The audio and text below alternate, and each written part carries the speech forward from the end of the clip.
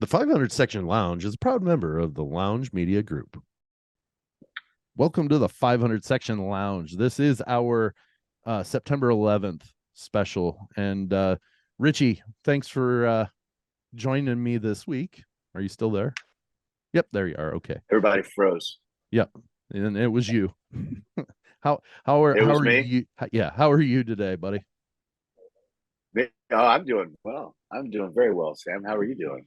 Well, the topic we're getting ready to talk about is one of those that I've mentioned multiple times that we it stands really big in my life, and it helps that I'm a history teacher.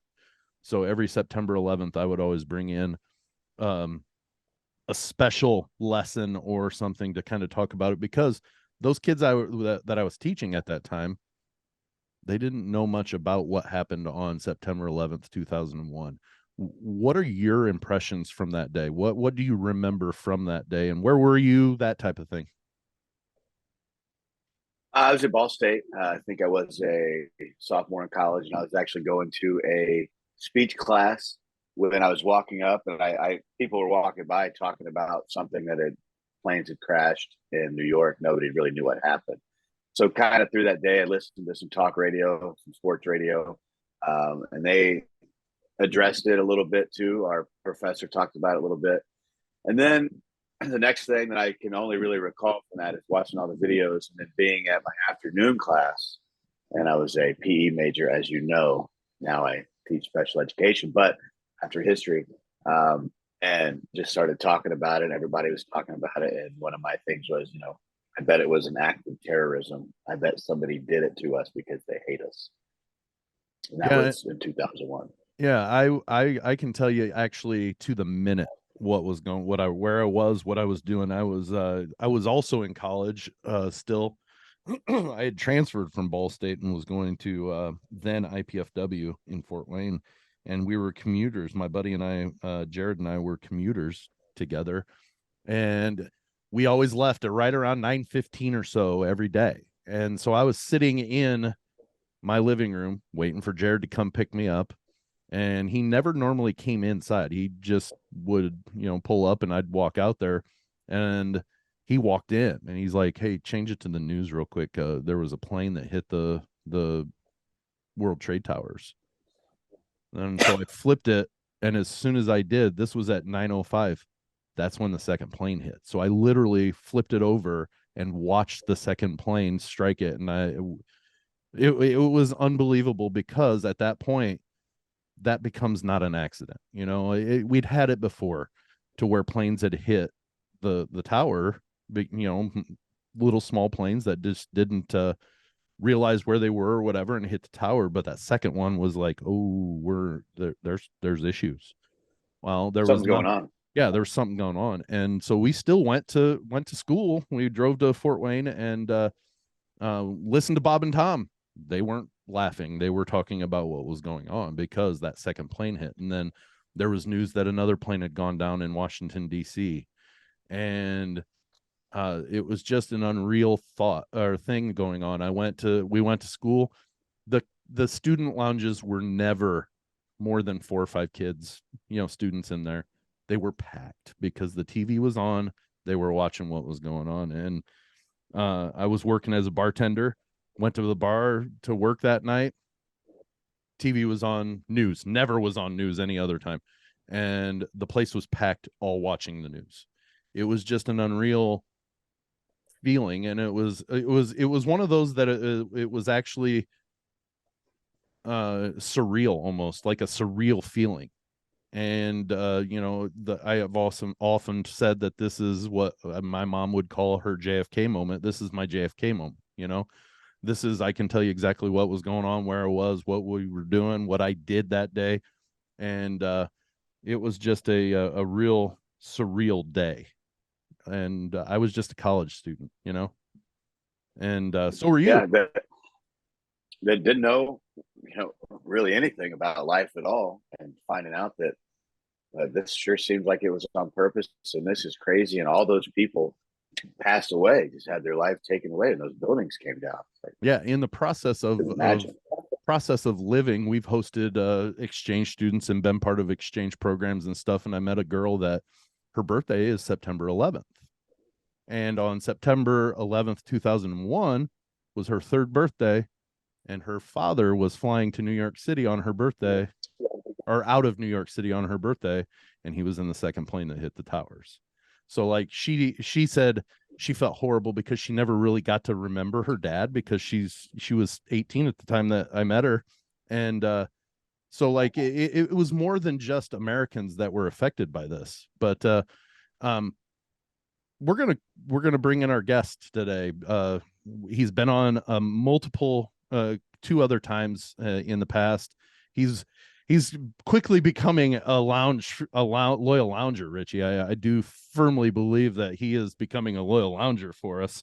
But it's author, a former NYPD detective and author of the Tommy Keene novel series, Travis Myers. Travis, thanks so much for coming in and joining us on this 9/11 special.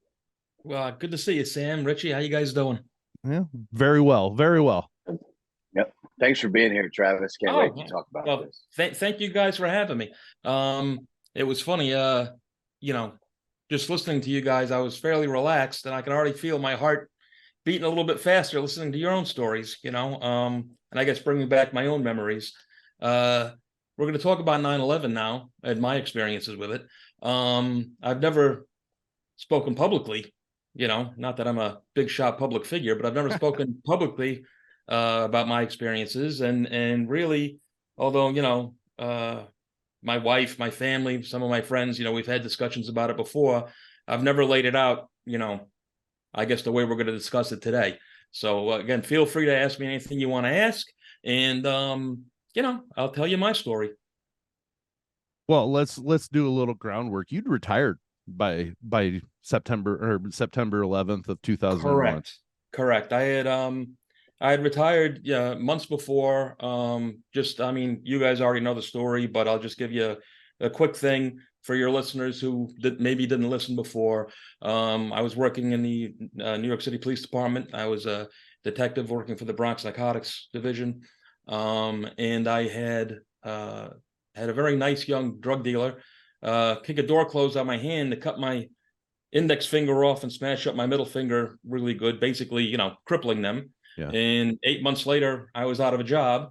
And that was just, actually, when I was out of a job, when I retired, was just months before September 11th. So on September 10th, as it happened, I was already doing security work, or at that time doing security work for a company that made television commercials, music videos, movies, things like this. All right. Mm-hmm. Sounds kind of cool and romantic, but really it was quite boring, to tell you the truth. And on that day, on September 10th, I was doing an overnight in Oradell, New Jersey. We were making a Chrysler commercial, and I can almost guarantee you saw it because after it had come out, I had seen it dozens and dozens of times. And anyway, so I finished up my shift. I had done like an 8 to 8. It was a 12-hour shift, and I had left at 8 o'clock in the morning. And I was on the Parkway heading back to my home. At the time, I was living in Brewster, New York, and the traffic was just packed, unbelievable traffic, which is not unusual because, most people that live in that area of New Jersey work in New York City. Right. And so it's always miserable. All right. So my drive was about an hour and 20 minutes. On that particular day, it took me about 3 hours to get home, just to tell you how insane it was. I had no idea that the attacks had happened, even though I was literally driving up the other side of the river from the attacks. I'm sorry, go ahead. No, I just was going to ask, do you not listen to the radio on the way home? And that's not me criticizing. No. I did. I was about to say, I don't know if I had a CD in there or okay, cassette tapes. I can't remember what my car was at the time. Yeah. But I was listening to music, and I didn't have it going on. And I'm just sitting there losing my mind in traffic, waiting and waiting and waiting. And then again, by the time I got home, it was probably, 10:30, 11 o'clock in the morning. Everything had happened. It was over. And, after a 12-hour shift, I went straight to bed because I had to get up in a couple hours to get my kids off the school bus to pick them up from school.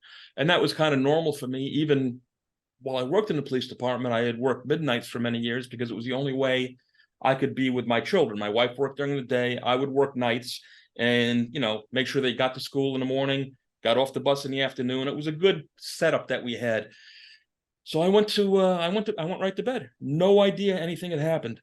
Until I had gotten up, I don't know, probably 1:30, 2 o'clock in the afternoon.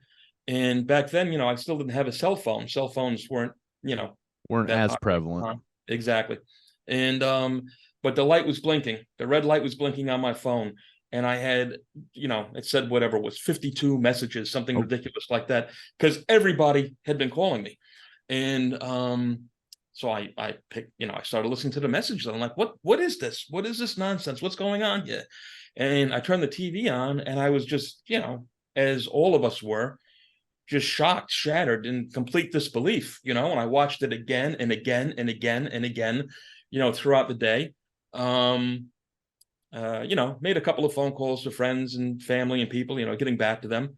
And I was just, I guess just a nervous wreck. I was pacing the floors, ran to the school bus, got my kids. And when my wife got home, about 5:30 in the afternoon, I said, we discussed it, momentarily, and kind of got the initial shock out of our systems. And I said, I have to go. I can't wait here. Because I was just the energy and the nervousness. And I say nervousness is actually the good word. There was no bravado in this at all. I was scared for my city, I guess. I don't know what it was. I had to go. I just had to go. That's all I knew. I packed a bag, and was your wife completely supportive of that, or was there, hey, absolutely, you need to think about this for a minute, or was she no, just not at all. I think she absolutely, besides that, it was, again, and when I say our city, I don't want to belittle anybody else's feelings anywhere else in the nation, but for us, it was very, very personal. For sure. Especially, I had just retired recently. I had friends that were, well, who knew who they were, that were down there, and cop friends, firefighter friends, people who we knew that worked in the area. A very dear friend of mine, Pat, actually worked for the ATF and actually worked in the building. And luckily for him, I laugh, he was late for work that day.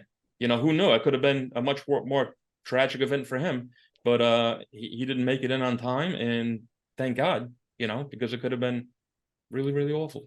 Well, there are a lot of stories that I've seen that, like the person was running late for work and forgot their keys in the house and turned around and walked in and got All their kinds of keys, things, got absolutely. back in their car and finally took off. And Absolutely. literally they were 10 minutes late, and it was just enough time for them to not be in their office. Yep.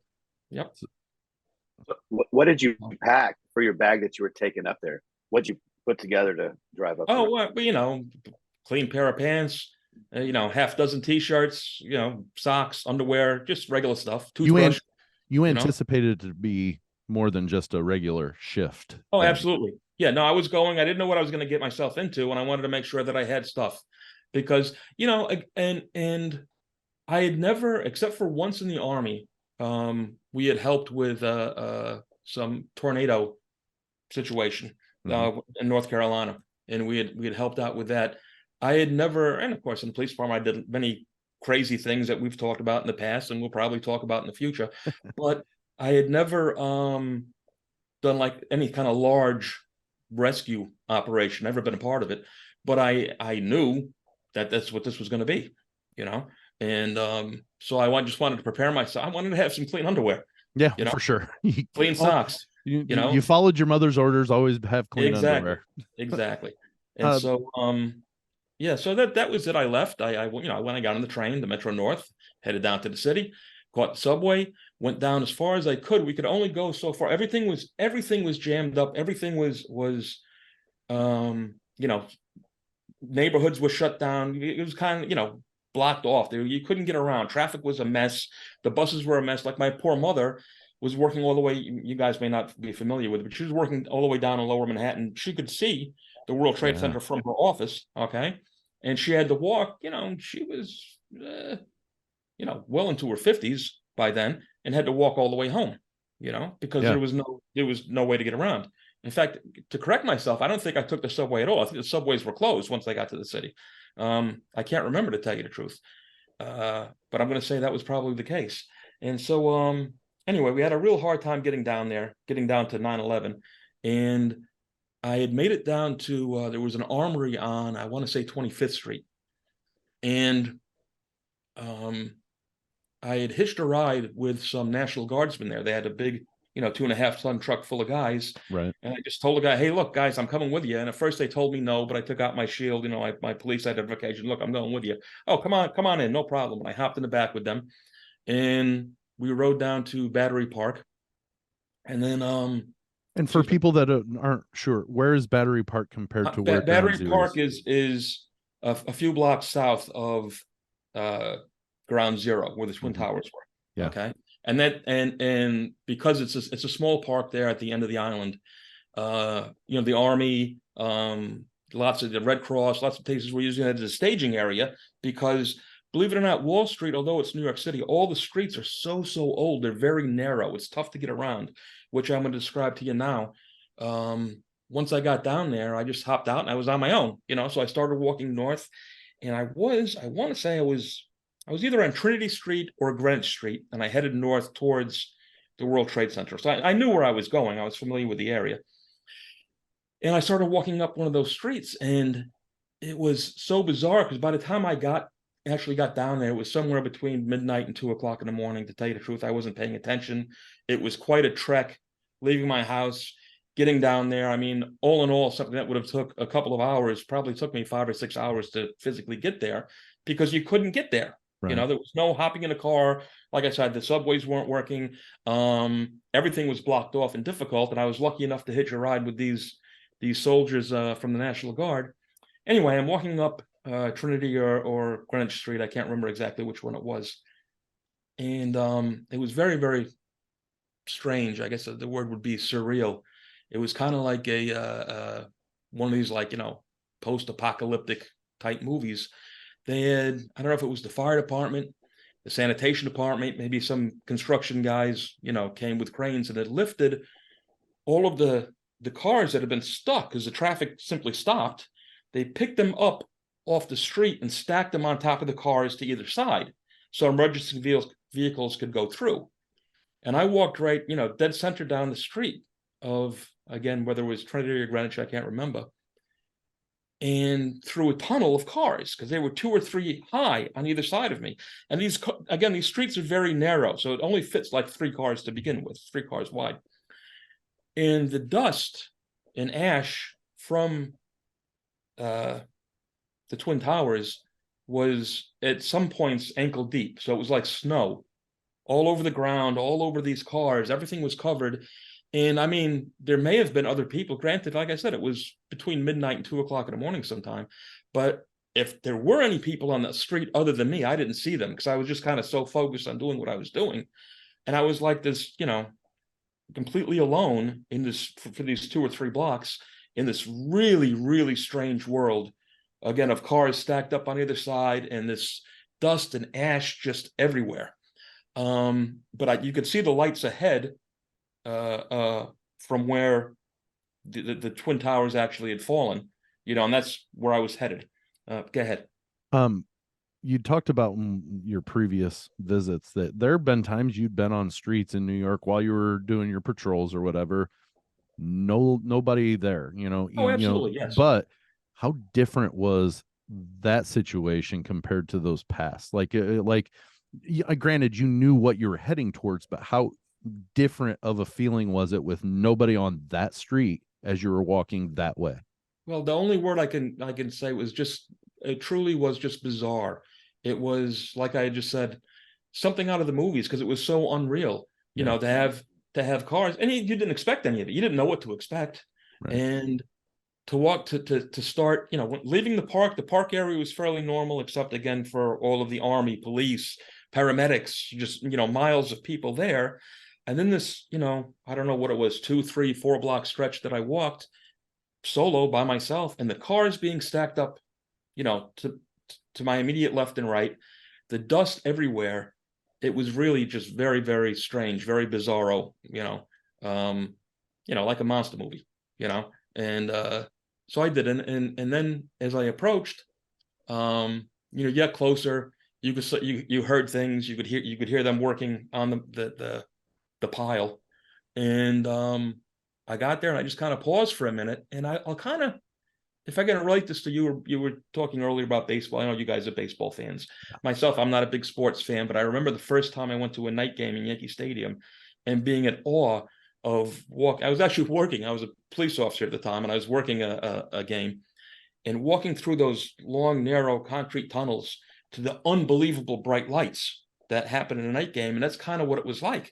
It was all dark and dreary and miserable and so strange and bizarre walking up to the site.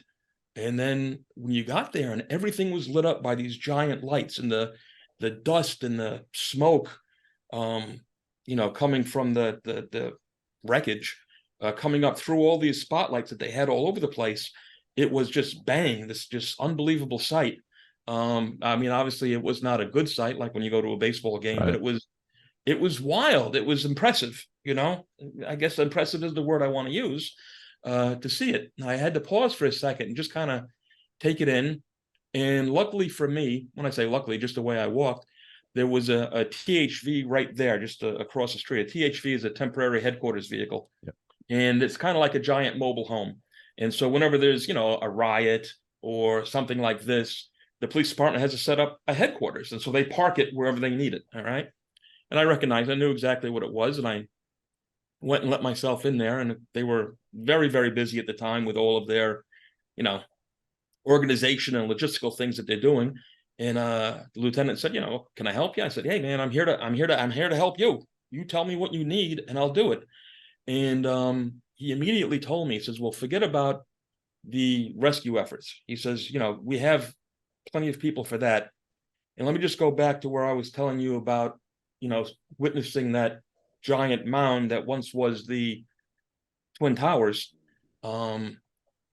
The Twin Towers were so big that this pile of debris was actually stories high. Yeah. It wasn't, 10 feet, 20 feet. I mean, it was, 10 stories high. It was 100 feet high. It was giant, and just twisted metal and steel. I'm sure you guys have seen photographs, smoke coming out of it. And if I can say beautiful, I mean, there were hundreds, if not over 1,000 men climbing all over this thing. All right. Trying to help people, trying to find people. You had the spotlights, but you could see all the flashlights and, things that guys had on their heads, those like minor things with the lights on them, yeah, and handheld flashlights poking in and out and shooting out of all of this debris and twisted steel and broken glass. And again, the smoke coming out because the heat was unbelievable. It was a wild scene. And so he was right. He certainly didn't need me there because there were hundreds of guys doing it. He said, listen, you're a detective. He says, I can definitely use you if you want to help. And he walked me across the street and up the block to a high rise that was directly across the street from the Twin Towers. It was a giant office building. And in the first floor was a Brooks Brothers. If you guys are not familiar with Brooks Brothers, it's high-end menswear. It's, right, all the Wall Street guys wear that stuff, And they had set it up as a temporary morgue. So they were bringing the body bags into this Brooks Brothers store. And, he walked me in there, introduced me, and he says, look, I have none of us here. There's nobody here. There was a guy, turned out he was a doctor that was helping out. I couldn't tell you what kind of doctor. And he was kind of being in charge, but there was no organization, so to speak. He says, what I really, really would like for you to do is to, catalog all of these bodies. It's very important for, evidence to know who these people are. And so that would be my job for the next 5 days is I would, because I was there for 5 days. I arrived basically that Wednesday morning, and then I left that following Monday afternoon. And what he wanted me to do was, catalog everything that came in and came out. He introduced me around. There was a doctor there. There was a nurse there. She was from, I remember her. Unfortunately, I can't remember her name. Lovely young woman from Staten Island. There was a young girl there who really touched me because she was, I don't know, maybe somewhere between 17 and 20 years old, and she had gotten in there with her boyfriend. She was also from Staten Island. She came across the ferry. Because that's what they could do. The Staten Island ferry goes to Battery Park, which I had mentioned before. And so they'd come across and they sent her back. They said, no, we can't. We have too many people. There's nothing you can do for us. We don't need you. Please just go home. All right. She went home and she got dressed in her mother's scrubs. Her mother was a nurse of some sort, and got dressed in her mother's scrubs and came back and lied to the people. I'm going to get choked up now. All right. I didn't think I was going to do this. So she lied so she could come. And her boyfriend lied and said he was a paramedic. Neither one of them were anything. They were young kids. But they came because they also felt that they had to be there. They had to be a part. And because she was, thought to be a nurse and he was thought to be a paramedic, they stuck him in the temporary morgue too.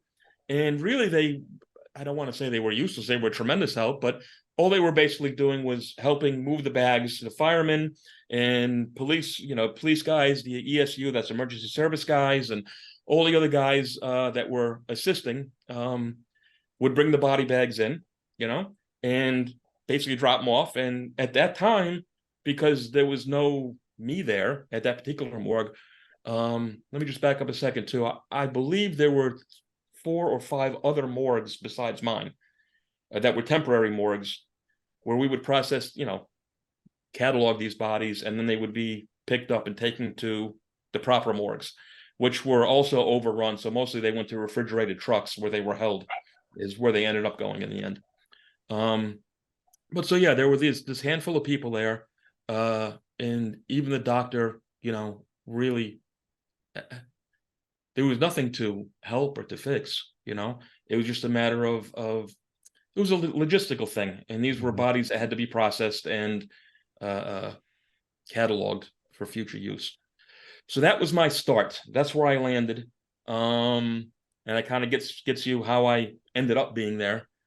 And that's it. If you have some questions, then I'll move on to just kind of tell you my experiences once I was there. Rich, go ahead. What was this might lead into that, but what was the demeanor? You talked about the lieutenant. Was he calm, cool, collected? Were there a bunch of people freaking out, or were they just like knew what they thought they had to do and were able to just complete their task? Okay, so for the most part, were they scared? I would say absolutely everybody that I can remember, to my knowledge, all right, including the young girl and her boyfriend that I was talking about, had a very professional demeanor. This was an incredibly serious situation. Everybody realized that it was very, very serious. At the time, we really didn't know if it was going to happen again at any moment. And that was a concern. People were afraid of that. But when you're in serious things, like both of you guys are school teachers, so I'm sure you've had some sort of training and possibly even some experiences, possibly with a child maybe having an epileptic fit, or some sort of mental issues or whatever. Your training kind of takes over. You have to deal with the job at the moment. And even for myself, there were many, many times after I'd gotten home and years later where things may bother me. I might get emotional, and I can do this about 9/11, but also about many cases I worked at during the police department. At the time, you're just not thinking about that. You're getting through the moment. You're getting through the day. And in this case, we were getting through those days because it was day after day after day.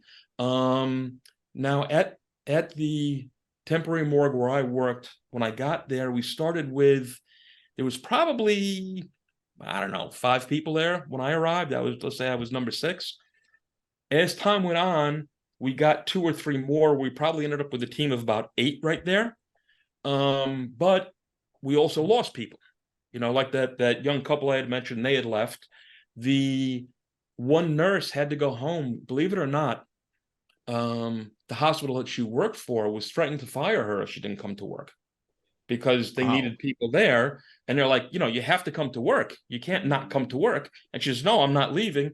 From what I understand, she had gone home, for hours, if not the entire day, and then return the following day.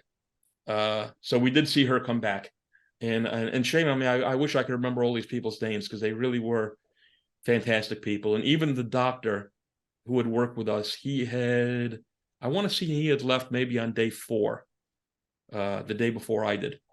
And that's that. So overall, I remember one time there was what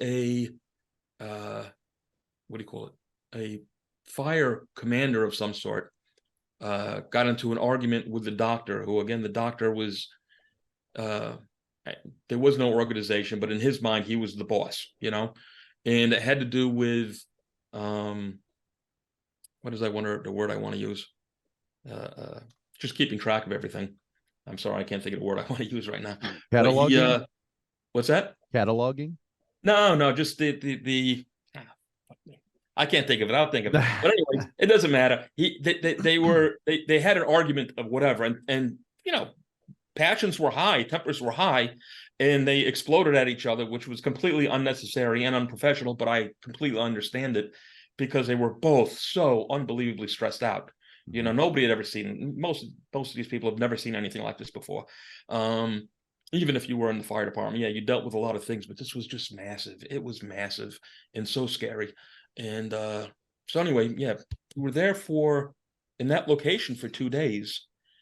And part of the fear and why we had moved is, for those 2 days, it seemed like, I don't know, every hour, every 2 hours, they would blow these whistles, like kind of like an air horn type deal, like you were working in a factory. It would go off, right? And everybody would run from where they were because they were afraid another building was going to come down. How they could tell this, I don't know. If they had some kind of seismographers up, I would imagine, and they could feel movement in the earth or movement in the buildings. And it was a very scary thought that one of these buildings could come down on top of you. And so we would always everybody would take off. The entire scene would disappear in every different direction, running down the street, until you'd hear the horn go again, which was kind of like an all clear, and we'd all go back to work.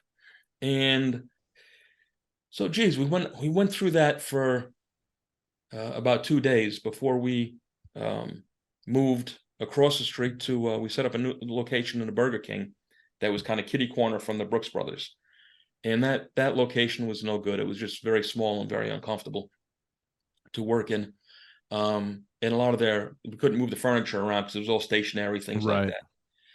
About a half a block to a block down, because I want to say Trinity Street, was the high school for leadership or something like. New York City has many special high schools. They're public schools, but they're specialty high schools that you test into for whatever. You probably heard of. You remember Fame was art and music and art was Fame. Yeah. If you remember the movie Fame. Yep. Okay, there's Bronx Science, Brooklyn Tech. There's all kinds of specialty schools, and the high school for leadership was there.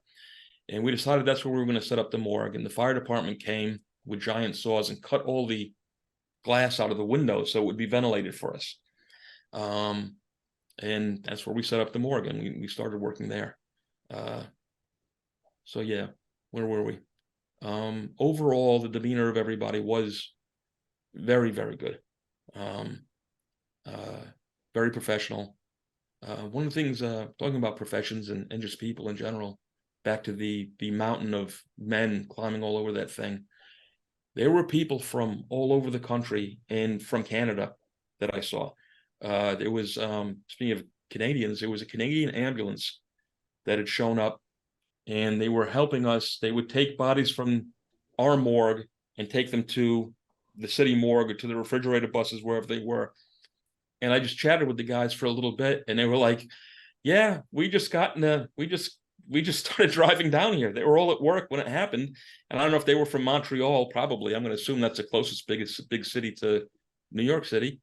And they drove down without permission in their ambulance to do what they could do. And I just thought that was phenomenal, Firemen showing up from just all over the country. You could tell because they all had their different patches, or their different names on their jackets and things like that.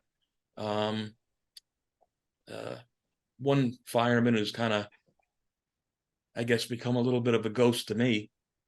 He was from Elizabeth, New Jersey. And you know, I'm sure I would never recognize him now, but if I saw his face from that day, I would know immediately. And small guy, a small Puerto Rican guy from Elizabeth, New Jersey. He was a fireman, and he would show up, you know, once or twice a day for the first 2 days when we were in Brooks Brothers. Again, very professional, very soft spoken, searching for his sister, who was missing. They didn't know where she was. She worked in the area or in one of the towers, and they couldn't find her. And he just had to. He couldn't help himself. He knew we weren't going to find her, you know. But he couldn't help himself. He had to come. And I'm sure he was hitting up all the other morgues too. Every, you know, like I said, I saw him like twice a day for 2 days, and then I didn't see him again. Yeah, that was. I'll never forget that poor bastard. You know, because there was when people tell you to about survivors and looking for survivors, to my knowledge, there were no survivors found after the fact. There were people that survived. Okay, there were people that did come out, but as the days went on, there were none. Okay, you know, so many people. The heat was unbelievable. The collapse of the buildings, as you know, people who threw themselves from the roof, people who were hit down on the ground by debris. And to my knowledge, and I could definitely be wrong, but there were no survivors after that first morning. You know, I want to talk about a couple of things here real quick. Please go the ahead. first thing you mentioned was when you got there, the beauty of the whole thing. I understand what you're saying, but correct me if I'm wrong. The beauty of it was the fact that there were hundreds of people there. Yes. On it. No, it was not a physical looking. beauty. If so, your listeners understand when I say that, because I could see how that word could throw people off, but it was so touching that I mean, there were thousands of people that came to help, you know, that were not paid for it. Everybody wants to, you know, pat the cops and the firemen on the back constantly for what had happened at 9/11. Understand that for most of us, and I'm not belittling us at all. Please understand that, because we're going to talk more about, you know, what has happened and continued to happen to so many first responders. Right. But you never hear them talk about the civilian employees, civilians that volunteers, rather, not employees, the volunteers that showed up, like the nurses, the doctor, and the kids that I had just described.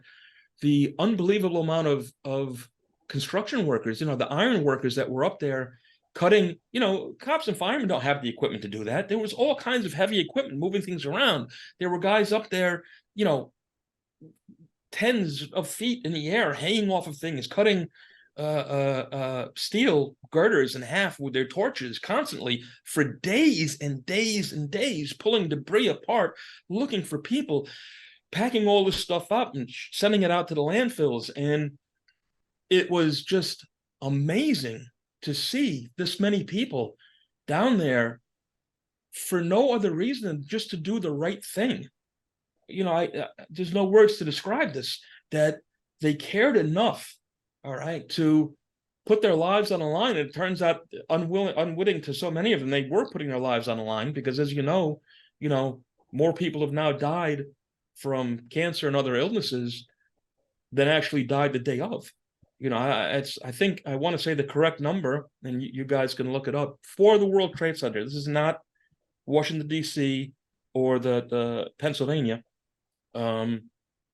tragedies, which also sadly are overshadowed by the World Trade Center, because I want to remember that, I want everybody else to remember that it was not just the World Trade Center.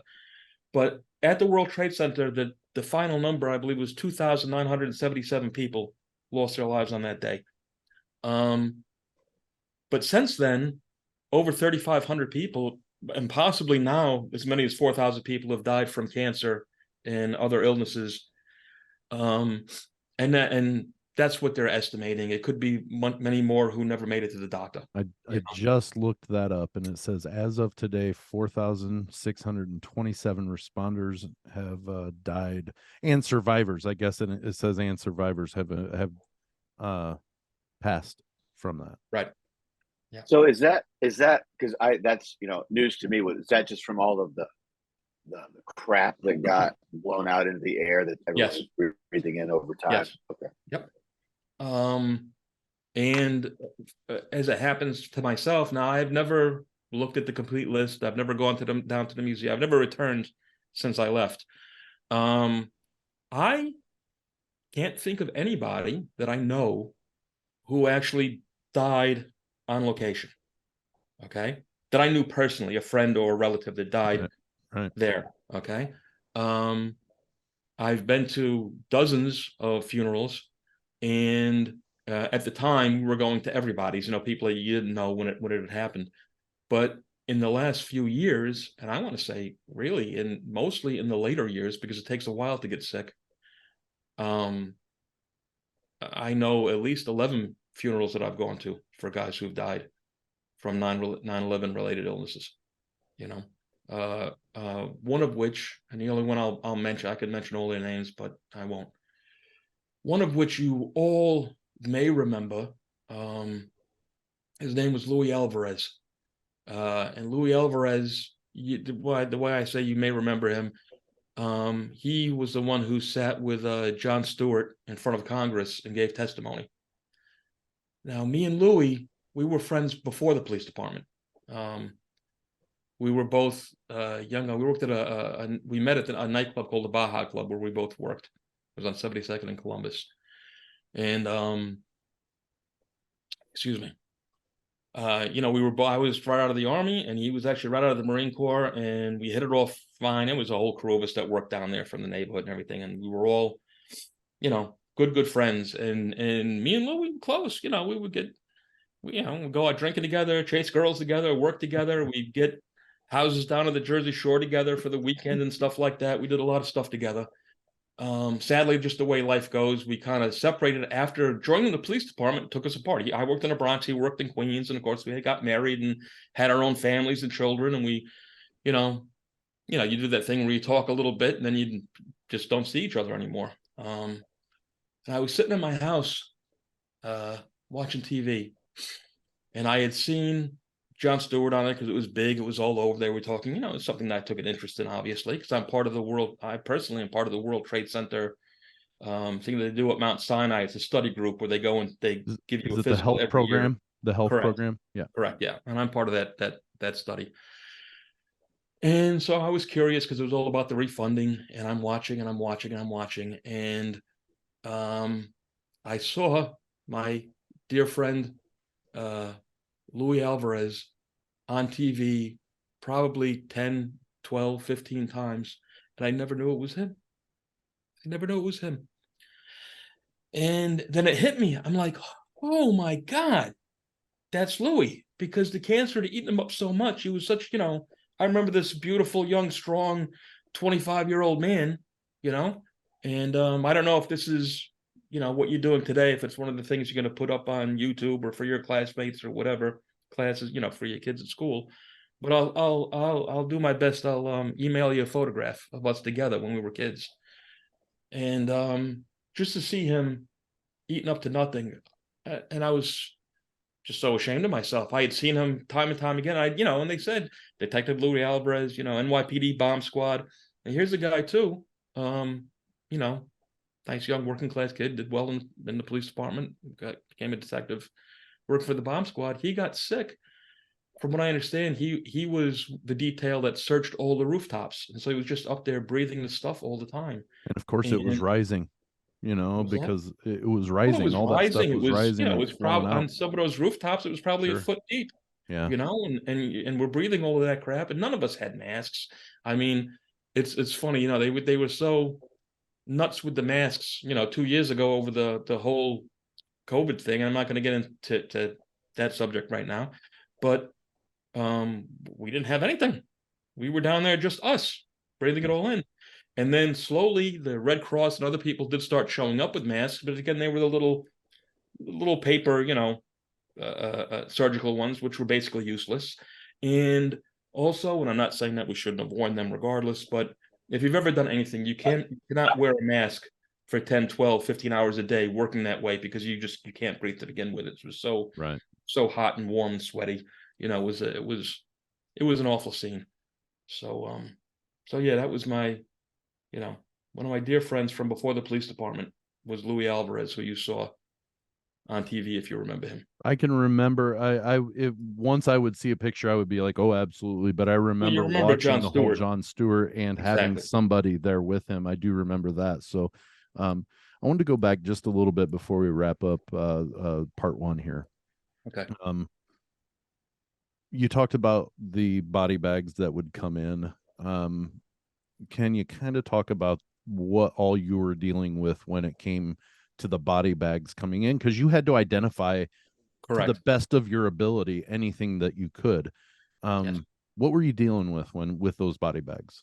Okay. So while I was there for the 5 days that I was there, again, just to back it up a little bit again, too, if you remember, I said that there were, to my knowledge, no survivors after the initial incident. The reason that there were not, because so many victims were absolutely just incinerated to dust. They were gone. There was nothing. There was nothing left. Right. And out of the 86 bags that I helped to process, that I processed or cataloged over those first 5 days, there was only one that was an actual, complete, intact, undamaged body. And that was of a young Spanish woman, very nicely dressed. She's a businesswoman who I can only surmise was walking on the sidewalk and probably hitting the head with something. She wasn't. There was nothing. No even visible injuries, no broken bones, no giant gash in her skull. She just must have been, hitting the head and killed. And that was it. The other, 85 were parts and pieces and bits. Some, were very, very discernible. We get a leg, things that I can remember. One, just things that strike you odd. You can't help it. One was just a leg. It was an entire leg, from about the hip down. And the guy had tweed wool pants and argyle socks and these brown wingtip shoes. And I remember them just because they were all really nice. I mean, you could just feel the quality. You could, and I'm looking at this stuff and cataloging it and writing down the different colors of the fibers, because you never know. You write all of this stuff down because you never know when it goes wherever it goes, but it goes to the victims' families, that they can say, yes, that was my husband's, my father's, my son's shoes. Those belong to him. That's what he was wearing that day. So you want to be as meticulous as possible. And in doing so, I tried to be as meticulous as possible. And it just, things that you remember. There was another fella who came in. This happened a lot.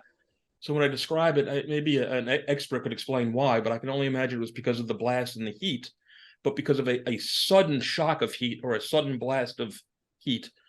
Many of the body parts that we would find would be completely intact. I mean, the skin almost looked sunburned, but was completely intact, okay? But completely hairless, all right? Okay. So this one guy came in and he had no clothes. Quite often, I think the clothes were either burnt off or completely blasted off of the bodies from whatever happened. Again, couldn't technically tell you. And this poor guy was half a body. He was cut across his torso from his just under his left armpit down to his hip. Very, very clean cut. I don't know if it was probably a piece of glass or something went directly through this poor guy. Completely hairless again, no eyebrows, no hair on his head, no hair on his face, no hair on his body. Bright pink, but again, his skin still looked good, okay? And fairly clean, because some things were completely covered in filth and other things were not. And I just remember it was just such an odd figure, and he had a tattoo of a rose on his chest, and you just remember it. things that strike you. But other than that, a lot of them, besides, arms, legs, heads, scalps, just pieces and parts, sometimes these guys would come and they would literally have, for lack of a better words, guts, just innards. And they would put it in a plastic bag and put the bag into the body. It still had to go into a body bag. So you get a complete size body bag that held 4 or 5 pounds of completely unrecognizable stuff. The doctor even had a hard time sometimes identifying it because it was, especially once you got to be 3, 4, 5 days into this thing, it was just a gray mass of stuff, but we would write down anything we could. If it appeared to be a kidney or intestines or whatever it was, I would scribble it down on a piece of paper, and you put that to the number that was on the bag, and everything would be cataloged, so that later on it could be found, identified somehow, either through DNA or through whatever. Wedding rings, necklaces, earrings, anything at all that you would find would have to be written down. And yeah, out of the whole time, there was only one out of the 86 bags that I did that was that one poor woman that was completely intact. Everything else was parts. Some parts were quite large, but other parts were very small. Did I answer your question? Did I go off too long? Absolutely. Yeah, that was what I was kind of looking for, because some people hear body bags, they think full bodies, and but no, you weren't. There were very few full bodies, at least for what we got. I don't know what the other morgues got, because from where we were, I can only assume everything was coming directly across the street. And excuse me, it was sort of dead center of where the towers were from where I saw. In fact, quite often when we were, even though it sounded like, we were 86 bodies is probably 17, 18 bodies a day, but they would come 5 at a time, and you would do nothing for hours, Right. And, I would sit in a chair that I pulled out there, and I just watch and see what was going on. And again, watch all the lights at nighttime, or in the daytime, you could actually see the bodies of people just climbing all over this thing, and the machinery and everything that was going on. But what I was saying, so I can only assume that there were dozens and dozens, if not hundreds, of bodies that were collected and picked up along the way that were taken away prior to me arriving, number one. And then we probably just may have not had a lot of fully intact dead bodies on the sidewalk where we were, for whatever reason. I couldn't tell you. So before we wrap up this part, Richie, Yes. do you have anything to ask real quick before we? Can we continue with the second part? Or Okay. does it have to be? My question was going to be real quick was, was there time for sleep? Did you want to sleep during those 5 days, and where did you sleep? It gets into a thing where it was funny at the funny. There's nothing funny about it. Yes. Funny strange. Funny strange. Thank you. We would all do it. At first, no, because at first you're just too, in this strange world. Now, again, myself, between my military experience, my police experience, it's always eat when you can, sleep when you can, and that's a rule, Yeah. And just like bringing underwear, you always have to take care of your feet. And a soldier or a Marine understands exactly what I'm saying when I say take care of your feet, because you need them. You know what I'm saying? Sure. And you need to eat, even if you're not hungry, because you might not eat later, and you need to sleep whenever you can, because you may not later, So I would always be taking cat naps whenever I could. And I would have to tell other people to do the same, because they're so go, go, go, go, go. And the civilian mentality, they don't think of the long run. They don't think of self-preservation as much as, look, this is such a horrible thing. I'd say, listen, honey, if I was a girl, listen, guy, whatever it is, do me a favor, get some sleep right now. We got nothing going on. Try to close your eyes, because if you don't, you don't. And Brooks Brothers was actually fairly comfortable outside of where we were, because it was a nice department store. Right. So there were places you could go and lay down, catch a couple Z's on some carpet, roll up some clothes and sweaters. Here's a story. Just because people are so sometimes short-sighted or career-sighted or whatever. We had a boss come in from the police department. I don't know if he was a captain or a inspector or something like that, throwing a fit because we were giving any workers that came up. Now remember, we're not giving this away to the general public. Okay. In the evening, it was September. In the evening, it would get cold, and especially when you're covered with sweat and filth and whatever. Anybody that came in, we were helping them out, man. Take some sweaters, take some jackets, take whatever. And they were this individual who showed up, and again, he was a higher ranking police official, was all uptight that this was corruption and we were stealing. Are you out of your mind? All of this stuff, besides being covered by insurance, it's all going in the trash because nobody's going to want to buy 9/11 clothing. Right. Okay. Right. And you have people who are breaking their ass across the street, okay, who are cold because they weren't prepared. They didn't pack the little bag that I packed. I guarantee you Brooks Brothers had no issue with it. I'm sure that they didn't, but they're so uptight about being out of touch with reality. Absolutely. And they're so uptight about corruption and, you know, somehow getting in the news. I don't know how anybody would give a shit about that, to tell you the truth, but that was a little anecdote there from, you know, the files of unbelievable nonsense. Was this captain going to town on this poor doctor like he's in charge of something about giving stuff away, you know? I just snickered to myself because I didn't care. I'm giving anybody needs something, you can have it, you know? So but we're going to wrap up part one. We've got a lot to talk about still about this event, life-changing event for so many millions upon millions in the entire country of the United States, and even to an extent the entire world. But Travis, I appreciate it to this point what you've been willing and able to share. Richie, we're gonna take a break and kind of regroup for a second, and then we'll come back for part two and talk with Travis Myers, former NYPD detective. He's author of the Tommy Keene novel series, but he was also at the unbelievable, and I'll say awesome in the effect that it was very awe-striking event of September 11th, 2001.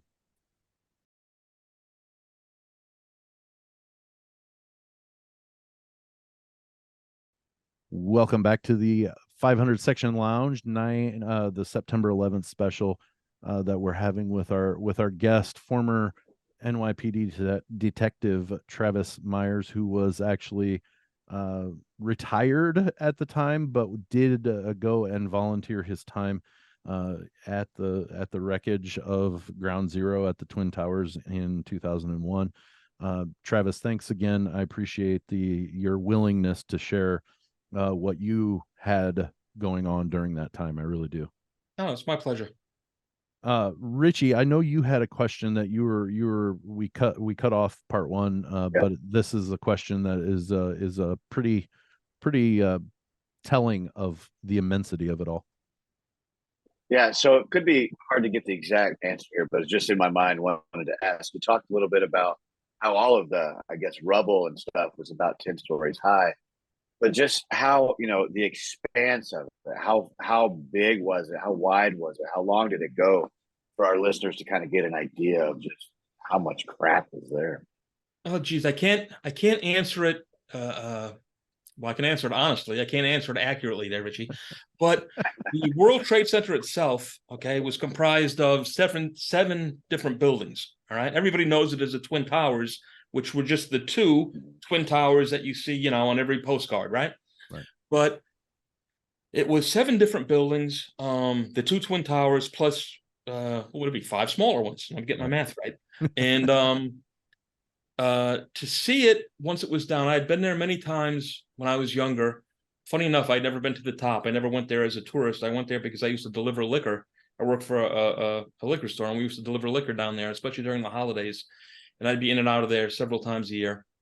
And what was I going to say? So it was a very large complex of these 7 different buildings, which was about 3 blocks. So if you know what a New York City block is, it's kind of got a short side, which is about 100 yards long, I'm going to say, and then a longer side, which is about twice that.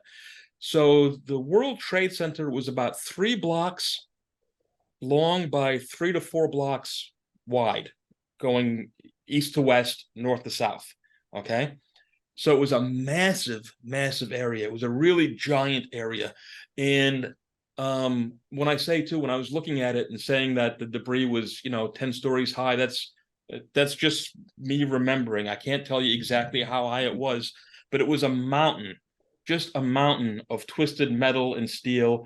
I'm sure, you've seen photographs of it at the time and after the fact. And if you put that and cover that over wow, what would that be? 3 by 3 would that be 9 square blocks? Am I doing my math Yeah. properly? Yeah. Yeah, That's that's what it would be. It would be like a 9 square block mass of, metal and broken glass and, twisted rubble. It was giant. And I know we used in the previous episode, the word awesome. It is, to the truest definition of the word, it was an awesome sight. It was huge. And again, the smoke coming off of it, the dust whirling around it, the lights from all the men that were working on it, and just literally hundreds of guys crawling all over it. It was an awesome, awesome sight to see. And when I say awesome, I do not mean that in the good way at all. I mean it in the grand way, in the unbelievably, geez, all these words sound good. Fantastic, awesome, grand. And But that's what it's amazing. I was Just gonna this say. giant mess that it was. I was gonna say there are a lot of times people use words almost exclusively in one manner In when one it can context. actually Correct. have a meaning both ways, like the word consequence. That's just a result for your actions. Correct. It So could a be lot good of or time, bad. yeah, they can be good consequences or they can be bad, but many times consequences is used in the negative term. And Correct. awesome is the same way, but in the good way. A lot of people, man, that's awesome, because it's awesome Yes. in a good way. Something can be awesome in a very bad way too, to where Absolutely. you're in awe. You're speechless. You can't put into words what you're seeing, and that can be in a negative way as Well, well. as I had in my brief description in the beginning of our last episode, when I first made my way to Ground Zero, to the World Trade Center, um, I paused. I mean, I couldn't tell you if it was a minute or if it was 5 minutes, but I just stood there and in awe of what I was looking at. It was, Yeah. oh my God, I can't believe what I'm looking at, especially being there before. I had been there many times, and as a teenager, and probably into my 20s, and I was shocked, I can and I I can was I was remember awestruck. I can remember, I'd never been to New York City until just a few years ago, so it was well past September 11th. But I can remember having friends that took trips to New York City, and this was well before cell phones. They did uh my friend's mom actually laid on the sidewalk to take a picture of my buddy who was standing in front of the tower to get the whole tower Yeah, from, and to have that picture and see that, that's an immense building, and both of yes, those fell. yeah, And so you can only imagine how, and that's an awesome picture in a good way, but you can only imagine if you didn't witness it yourself. It's an awesome, awe-striking view to see those immense buildings are no longer standing, they're all in a yeah, pile. yep. And then for us too, for not all of us, but New Yorkers, as a kid, the Twin Towers went up. I want to say it was 1970, so I was like 5 years old when I went Mm-hmm. up. Okay, Yeah. and when I was very young, I lived on 11th Street, which was in the lower part of Manhattan. And I don't remember them being built by any means, but I remember them my entire life. Walking in between blocks and looking down and having that overshadow you, those big buildings, especially when it was pre-high rise. Back in the early 70s, it wasn't loaded with Manhattan was not loaded with high rises as it is today. Right. Most of that happened, in the mid to late 80s. Anyway, um, and then yeah, it was just gone. I mean, just a giant pile of rubble. So your 5+ days end there Yes. at the wreckage and the rubble. You have to be exhausted, but yet you're still going, because I'm sure the adrenaline is probably still there. Well, it's you do what you have to do and you do what you feel you need to do. Now on that Monday, most of us were still there. I wanna a shout out again. I don't know this person's name, and who knows if he'll ever listen to this. But I know I'd mentioned the nurses and the kids from Staten Island. There was a businessman, and I remember him. He was a nice guy. He was probably about my age, and again, I was like 35, 36 at the time, 2001, right? So I was Yeah. 36 at the time, and he was my age. He was a business guy from California, and he had gone there for a business meeting, and he couldn't leave when it happened. Everybody else that he was with disappeared.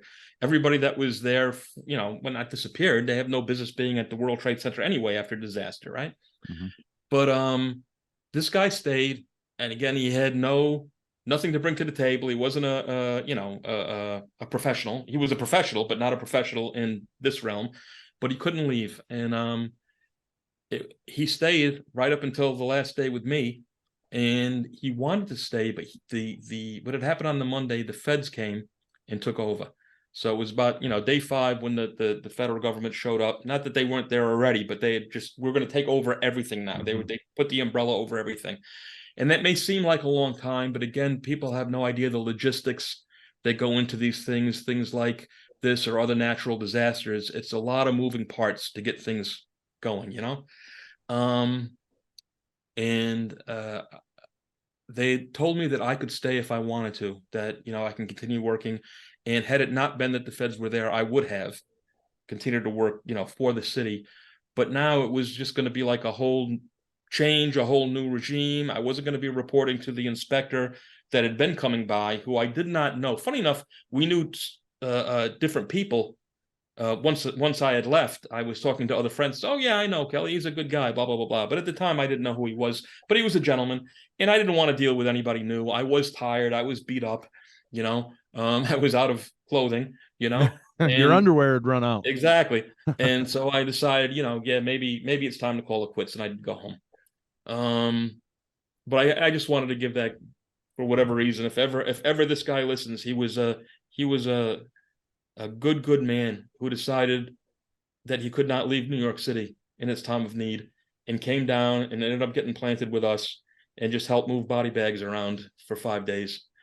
And that's, again, back to when I had mentioned the beauty that continues to astound me. Mm-hmm. You know, the humanity that many, not all of us, but many of us have, this humanity to just to do the right thing, to help out their fellow men when they truly need help. And you'll see it every time that there's a hurricane or a tornado or earthquake or whatever kind of natural disaster there is, these horrible fires that are going on in Hawaii right now. They're going to talk about all the, you know, politicians who aren't doing their jobs, and they're going to lay blame on, you know, the I don't know, the police chiefs or the head of the fire department or whatever, but they always forget about the people who are always there, and they are always there to help their fellow man when people really need help. And so that's why I wanted to throw that guy out there. I wish I had his name. Well, and I would absolutely say, and I've been saying this for a long time, especially in the world of instant news that we live in now, is there are plenty of good people in this world. There are Yes. many more people that are good in this world. But it doesn't sell newspapers, so to Oh speak. no, not at all. So I it truly doesn't get believe, I know reported. we've touched on this in the past. I truly believe that 90% of the world's population are decent people. Yeah. Okay? Yep. And, you know, loaded with flaws, For sure. you know, we can beat each other up about that all the time, but they're not, you know, awful, criminal-minded, hurtful people. They're just decent people that want to get on with their lives. And that, I truly believe that 90% of the population is that way. Yeah, there are evil people, don't get me wrong, but the people that certainly. do some bad things aren't necessarily the people that are evil. They're human Right. beings, you know. Correct. That's part of life. So you ended up leaving, and you gave us some notes beforehand, and you talked about that you walked back to where your mom worked. Yes, my mother at the time was working for, I don't know if you remember, what's her name? Oprah Winfrey had Yeah. a TV channel for a while called O. She had branched out. She had O Magazine, Yep. O TV, whatever. My mother, she had a simple job. I think it was accounts payable or something, where she would, part of just a cog in the whole world of, of the Oprah Winfrey channel. And it was at Chelsea Market. Funny enough, a place that my brother was working soon after that, because he was a detective, a squad detective in the Bronx, and he got sucked into intel to help chase terrorists. And his office, they ended up putting a kind of what is the word I want to use? A secret office for these guys in Chelsea Markets, which was the same place that my mother had worked. But he wasn't there at the time. So anyway, I walked up there, and yeah, it was again just back to the strange, surreal world that New York City turned into.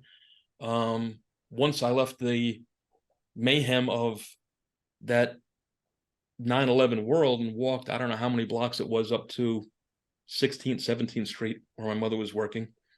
Again, it was just, strange, empty streets, blocked off by police officers. I was actually stopped by some police officers, didn't realize, what I was doing or whatever. They searched my bag, they searched everything, because they were, again, so afraid of more terrorist attacks. Right. And believe me, I was not unhappy about this. They're doing their job, they're doing the right thing. And even after I identified myself, they wanted to go through everything, because you don't know, I could just be a nut with a badge, Right. And so they searched me, and that was fine.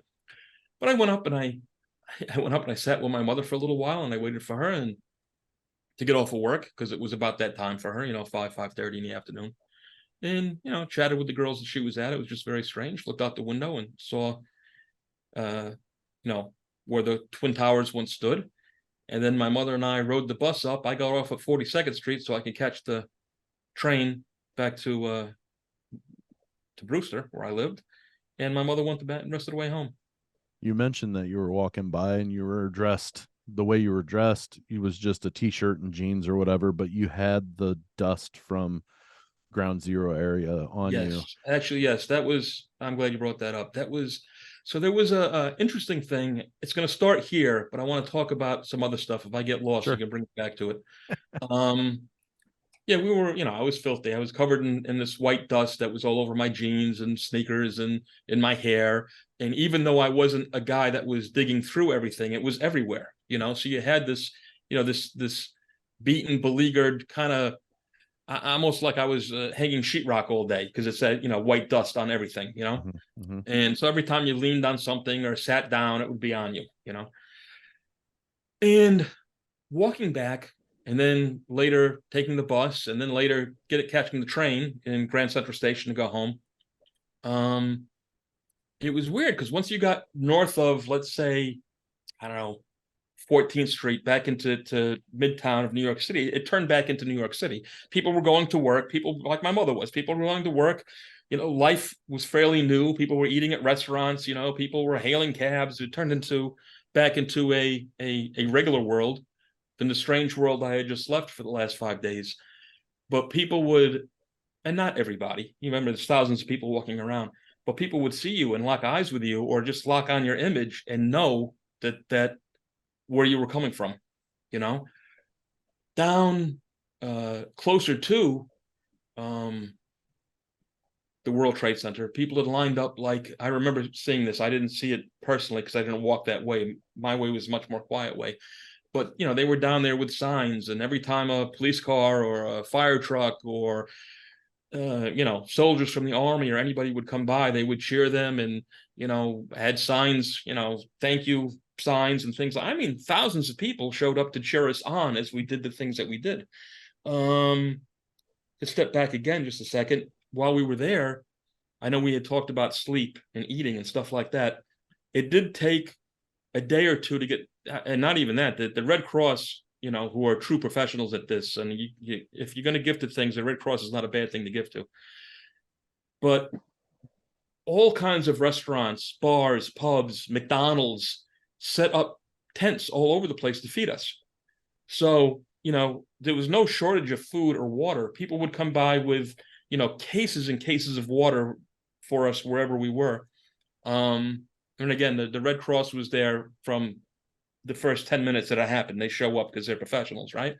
But to walk the 2 blocks over and, you know, McDonald's to get your Egg McMuffins or your Big Macs or whatever, they were making them on the street. They had street setups where they can make regular McDonald's, you know, all kinds of people who own really big fancy restaurants, you know, that we probably wouldn't go to day to day anyway because it was out of our price range. Bang, they were out on the street making us food.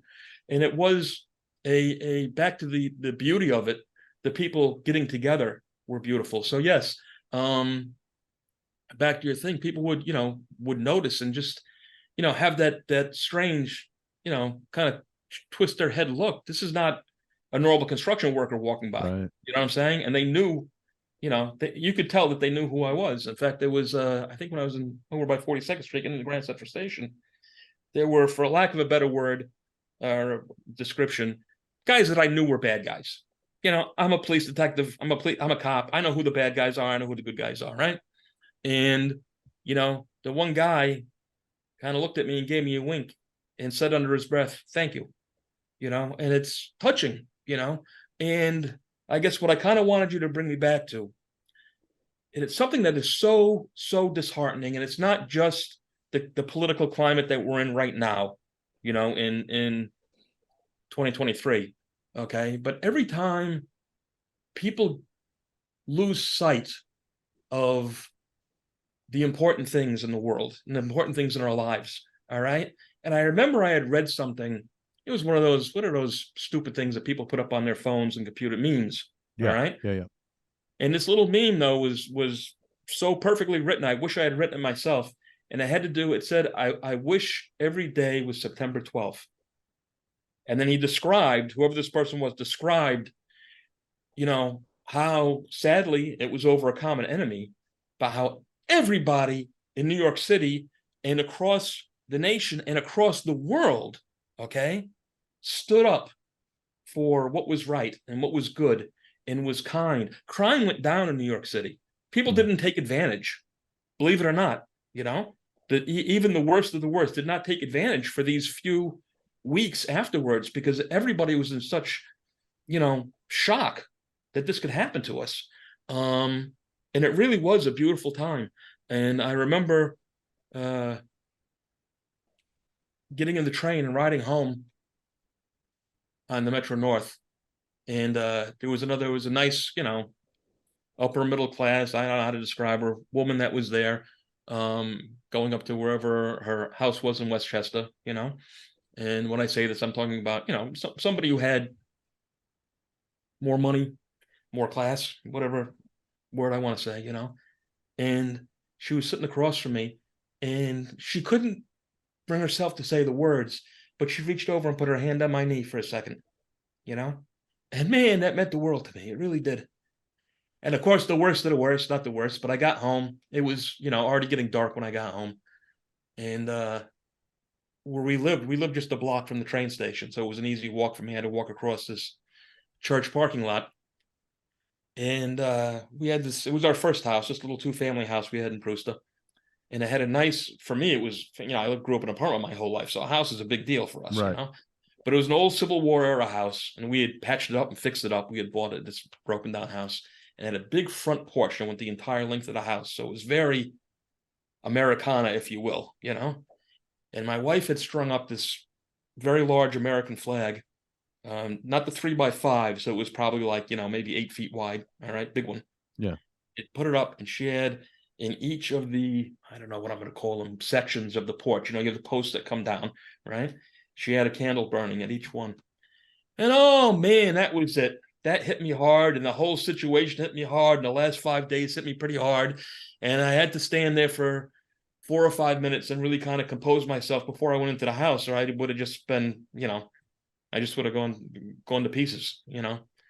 But I sucked it all up, you know, as a man does. And I walked across the street after taking it all in and just, you know, hugged and kissed my children and hugged and kissed my wife and just loved them like I never loved them before, you know. And if there's anything that I could tell the public out there, you guys and everybody that may be listening, all right, every once in a while, all right, you really got to grab your loved ones and tell them and let them know how much you love them and how important they are to you. Because sadly, we don't do that every day. Right. We all say, "Oh, I love you, I love you, I love you, mom, I love you, dad, I love you, honey," but it's not the same thing as when you stare them right in the eye, man. You let them know that you are there for them and that they're in your hearts. Because tomorrow, man, it could be anything. And it could not 9/11, forget about 9/11. I know that's what we're talking about, but it could be a car accident, it could be a slip in the bathtub, and then they're gone. And you didn't express what you wanted to express to them, So please, listeners, do that. Make that your mission today on 9/11, and maybe, at least once a month, let people know how much you really, truly care about them. Because in a blink of an eye, they're gone, man. And that, if 9/11 gave me anything, it did really hit me hard with that. How, bang, snap of a fingers, just like that, boom, it could be over for any one of us. Yeah, and I guess that you answered what I was actually just getting ready to ask. You answered with Okay. that last statement And, was, and I don't want to cut you off No, either, you're but I fine. want to get this out while it's in my head. Yep, go ahead. One of the biggest crimes or sins of 9/11 and about terrorism in general, all right? Because, the terrorist act is going on all the time. But the thing that really did hurt me, and in retrospect, it didn't hit me so much then as it did days or weeks later when you kind of start to put everything together in your head. Because like we had talked about before, when you're doing these jobs, you're thinking about the job. You're not looking at it in the big picture. But all of those poor people, the majority, not all of them, but the vast majority of all the people that lost their lives on that day were regular people. Just like you, just like your wife. Cops and firemen, we sign up for crazy shit. All right. And we do ridiculous things. We do stupid, moronic things. They really are. The things we do are crazy, but we do them because we sign up for them because it's in us to do these stupid things. Right. We can't help it. That's the way we're built. All right. It doesn't make us better or worse than anybody else. But I mean, guys who were, guys who were just going to work, women who were just going to work so they could feed their families. They got up that morning, took the train in, took a car in, they drove in from New Jersey, from wherever it was, in all aspects of life, from $1 million stockbrokers down to busboys working in restaurants, were murdered that day for no other reason than ridiculous religious ideology that had nothing to do with them. They weren't soldiers. They weren't fighting for our country, And I'm not saying that that's okay to kill them either. But if you get what I'm saying, back to the soldiers sign up to be soldiers. They sign up to go into harm's way. Bus boys do not. All right. Stockbrokers do not. Secretaries do not. These poor, God, I can never forget those the 911 calls. Those poor secretaries leaping to their deaths because they're afraid to catch on fire. That was because they were alive. Their they were best up. hope. Yes. I'm not going to burn to death. I'm going to leap to my death. All right. And their biggest sin in the world was going to work that day. And that is just such a god awful, tragic thing. And that's something that I want people to remember too. Again, they always remember the cops and the firemen. Yes, we should remember the first responders who go out of their way and intentionally go to these places.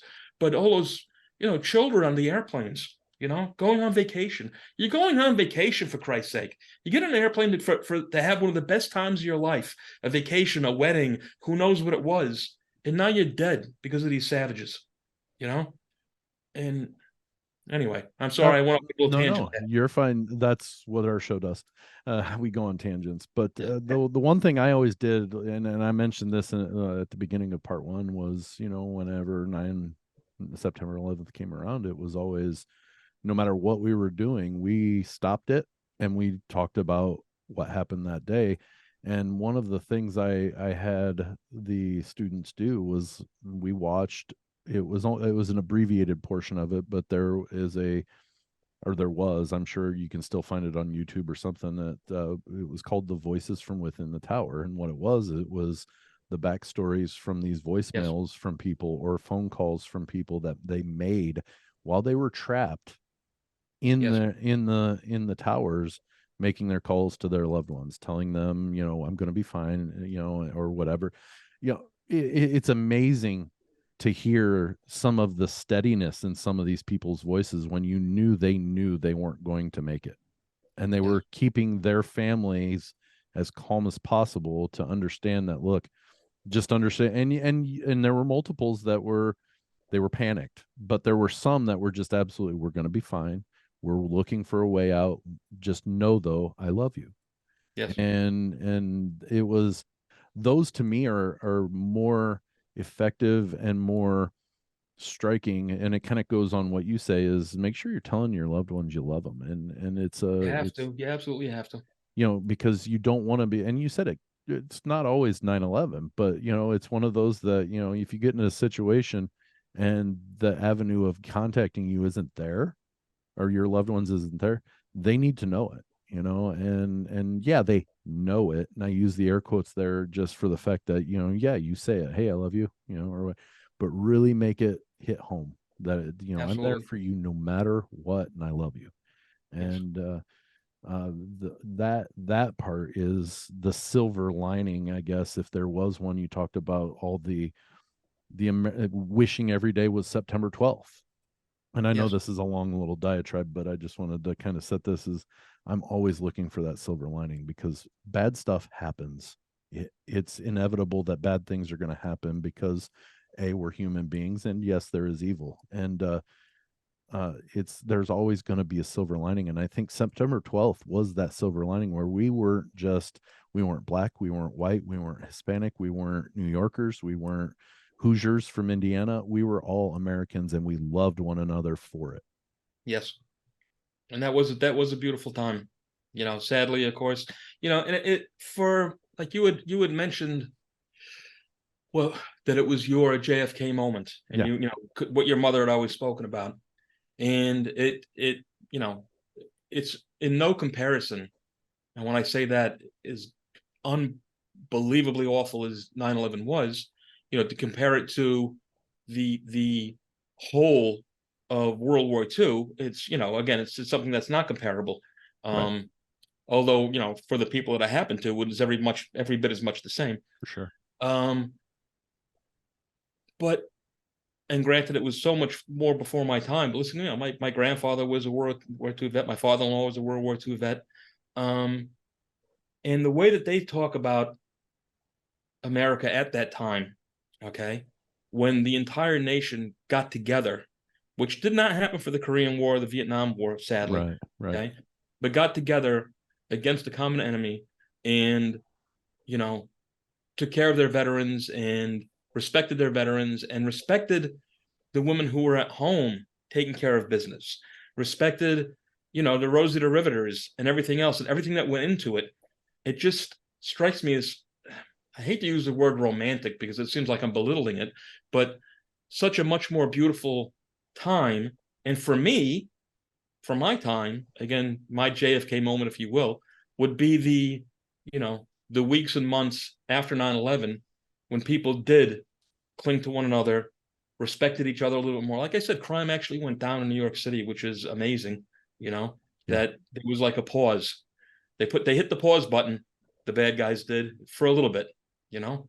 And yeah, I don't know where to go with that, but it was a very, very uh, uh, difficult, emotional time for the nation as a whole. Richie, go ahead. You got No, anything?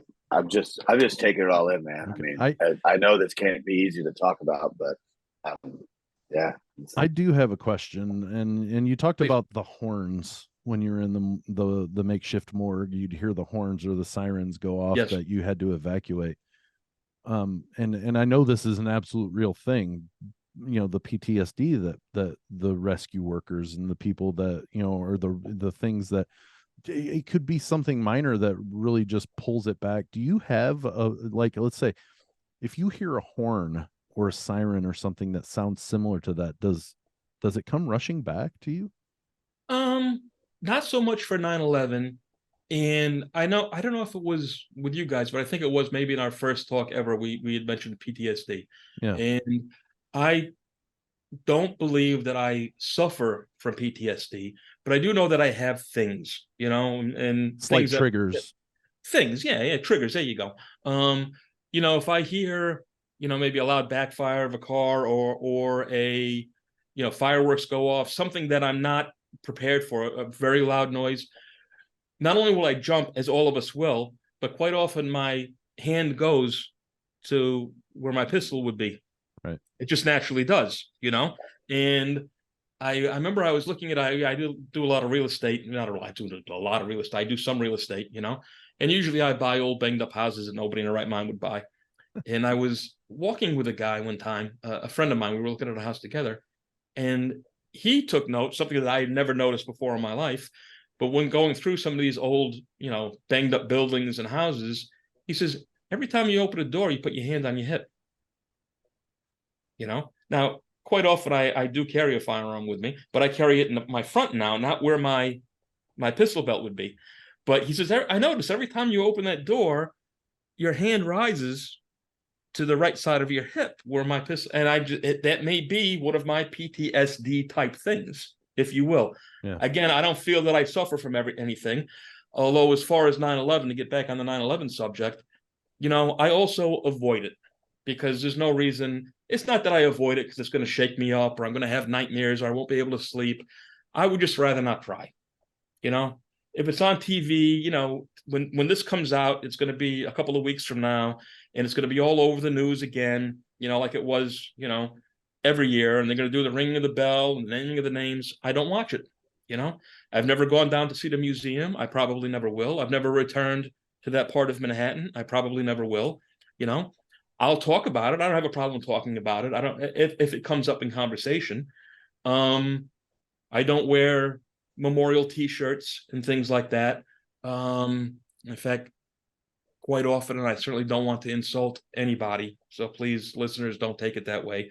But a lot of times with that, what we call it in the police department, we call it buffy, police buffs, guys guys who do all the talking, never do anything, empty suits at work, but around the Thanksgiving table, they're heroes, Yeah. Yeah. And I kind of feel that way about a lot of the memorabilia, or the people who, and again, I'm not trying to insult anybody, so don't take it that way, but the people I'm talking about who, if we're talking about 9/11, my cousin's aunt's uncle's father's best friend actually went to the World Trade Center the year before. So if it was a year later, he'd probably be dead. That's how they attach themselves to it, because they have to attach themselves to it somehow, and it doesn't insult me as much as I almost feel embarrassed for these people, if you will, and that's how I feel about the memorabilia and everything. I just want to avoid it. I don't want to think about it.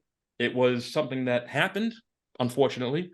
It was something that, I was a part of, and I'm not going to say unfortunately there, even though that there are ghosts or things that haunt me about it, but somebody had to do it. And I was happy, I guess, to have the calling to go down and do anything that I could do. And let me tell you something, for the little stories that I told you, I did nothing compared to some of what these guys did. All right. What I did was nothing. I helped. And it was a great effort by thousands and thousands of people that, did what they could do to help out. And what I did was, barely remarkable in comparison to what other people did, so there you go for that. If I cover the PTSD thing, I don't feel Yeah. I don't feel that I suffer. I don't wake up with night sweats, and there are people that suffer terribly from it. Some people have, like I say, we say ghosts. Some people have terrible ghosts. I know a story of a man who was one of the bosses who sent, police officers into the building. He sent them in to help other people, and all of those dead bodies, to him around it, they were doing the right thing. They were doing what they had to do. They were helping others. But to be the man that ordered other men to their death is something. How do you live with that? How in the world do you live with that? So You mentioned in your notes that you have some of of officers, and you kind of, even to a point, have guilt Right. What you're from talking the about situation. is survivor's guilt Yeah. is what it's called. And many of us, you know, I probably have more of it just from the job in general than I do from 9/11, but definitely from 9/11 too. And it's a strange thing that you can't, you know, guilty, you always equate with doing something bad, so you feel guilty about it. But survivor's guilt is the way I understand it, and the way that I do feel from time to time is, why not me? Who am I to survive these things? Like for me, it's you know, God forbid, like myself, I did lose like a third of my lung capacity from 9/11. You know, um, I used to be I wouldn't say an avid runner, but a regular runner, you know, and I can't run anymore because strange thing, I think they're called bronchi, these little tree things that are in your lungs, and a third of them seized up and will never open again, you know, and so I don't, you know, I can breathe in fine, but forcing the air out of my lungs, it's a very strange thing that you have to get a doctor to describe it to you, all right, to explain it to you rather. Um, but when I go to these funerals of my friends and you know, see their wives and their kids, some of them who have, I'm also, I want to say everybody that I know that's passed has been younger than me. You know, I had my one friend passed, geez, I don't know, 2 or 3 years ago. And a lot of some of these guys, you know, they're not my friends. They're guys I know, you know, guys I worked with, Right. you know. He had passed. And then within a year, his daughter committed suicide. And I just can't imagine what that lovely, lovely woman that was married to him and that raised his two beautiful children is going through, that she has to live through that, you know? And it's all because he went to work and breathed in shit that he shouldn't be breathing in, you know? And again, we sign up for this. Mhm. It's what we volunteer to do, you know? Um, but that is just a god awful story. And so, yes, when I come home to my beautiful home and my beautiful wife, who I'm going to be married to for over 30 years in May. We've been together 33 years. In May, we'll be 30 years married. And we're fun. We're getting married. We're getting married again. Every 10 years, we renew our vows and we have a little wedding. And so, if you guys are in New York, let me know. Yeah. And so, we're going to have another wedding in May, you know, which will be our fourth time being married. But anyway, when I come home to her and I see my beautiful kids at Christmas and everything else, sometimes it does, you know, you will get that little nip at your heel that not everybody has this anymore.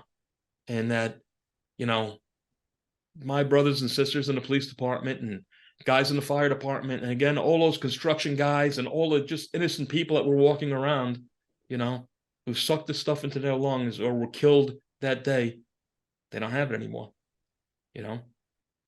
My friend Louis Alvarez, who we talked about, you know, beautiful wife, beautiful kids. Why him and not me? You know, Yeah. Yeah. It's I can completely and it's understand. real. Yeah. It's not, you know, a side note or a what if. It's real. Yeah. You know, why him and not me?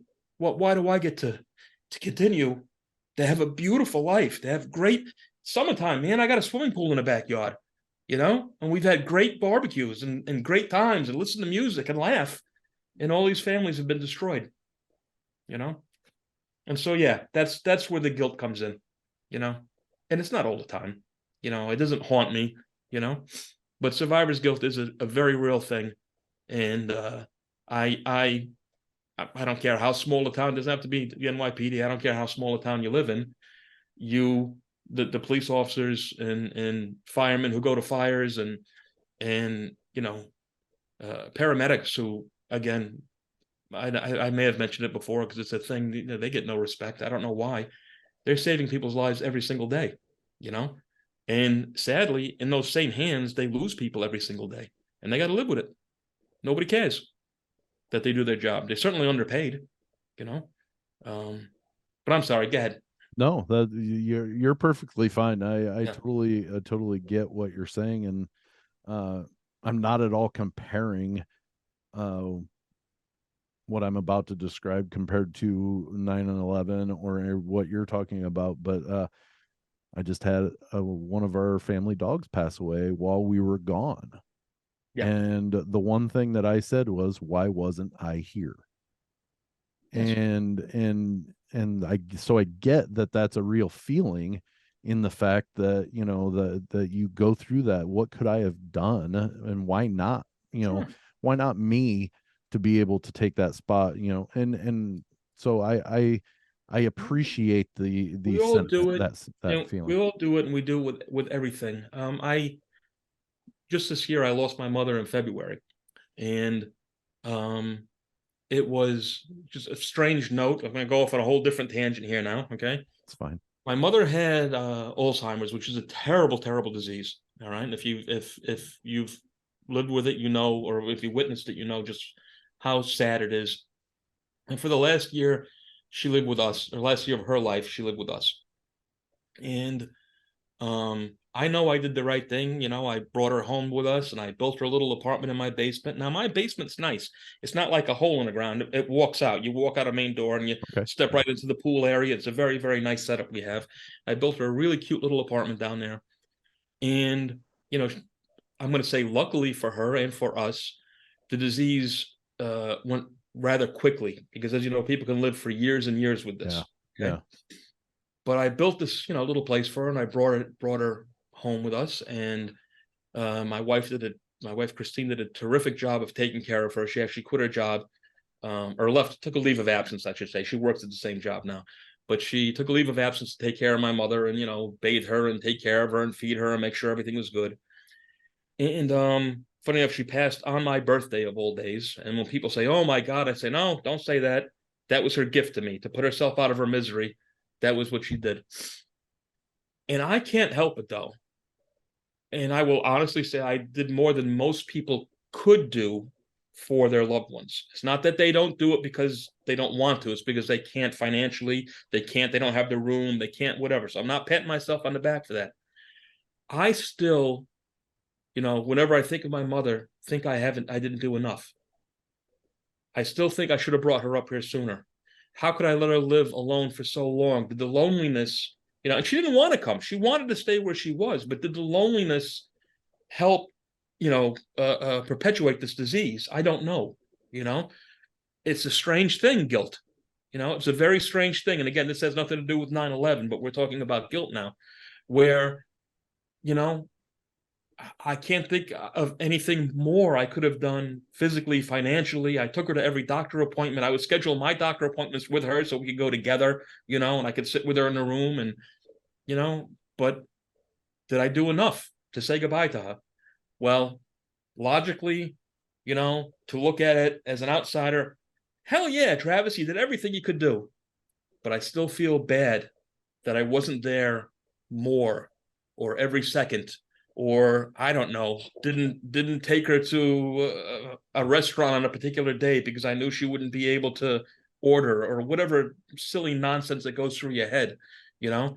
And so guilt is a tricky thing, man. It can get Yeah. a hold of you, you know. And so yes, as far as survivor's guilt, just to get back to the subject, um, I mean, I'm sure it probably aids in so many of the suicides that we hear about, because people just can't stand to live with themselves anymore because they feel so awful about, the whole why him and not me from 9/11, or from other terrible police incidents or fire incidents or whatever. So here you go. Wow. Yeah, it's uh a note that it's to get back to the September 11th part, that things, it happened over 20, almost 22 years ago. Well, Yeah. when people are listening to it, 22 years ago, and it's still something that you deal with on some level since then. Yeah. Again, I don't feel, and I'm not belittling it at all. I don't certainly don't deal with it on a daily basis. Right, right. It's not a thing like that at all. It does not, how can I say, it does not victimize me. I'm not a victim of 9/11, but there are things, yes, that I avoid. When it comes on television, I change a channel, you know. Um, I won't go downtown to that area. I don't think I ever will. I don't want to. Yeah. I have a great life. I have a happy life. I'm a very Sure. positive guy, and I don't need that negativity in my life, so I avoid it. And for my other friends who have lived it, usually when we talk about it is at the funerals. You know, we don't talk about 9/11. We don't talk about a lot of our police exploits. Believe it or not, people think that we have probably this little club where all we're doing is patting each other on the back about, you know, great cases or arrests or, beating down bad guys. We don't. We talk about our kids and we talk about our wives and we talk about our new, whatever it is, this new house I'm buying or I'm moving to Florida or whatever. We don't talk about all that nonsense because it's mostly negative. And for the most part, at least the friends I have, we're positive people. And we'd rather talk about, you know, music, bands, television, anything else. And I know that there certainly is a subculture, especially within the police department and especially within the NYPD, because we're the only ones that can maybe understand one another, truly understand one another, you know. But that's not what we talk about. We have that brother and sisterhood, but it's not what we talk about all the time. It really isn't. Richie, you got anything before we wrap up? Well, I didn't. No, I didn't know if you wanted to get into the cleanup part of it and the length of time and things like that, or if we didn't record that part of our talk earlier. Yeah, You mean the cleanup of the site? I guess what I wanted to Yeah, do, yeah, Yes. I did mean to ask this earlier, so I'm glad you did. You ever go back after that 5.5 days to help? I did not. But it went on for months and months. It went on for like a year or less than a year afterwards. It took them forever to get the debris out from ground zero itself. And then there was just a giant pit that lasted there for years until they rebuilt on top of it.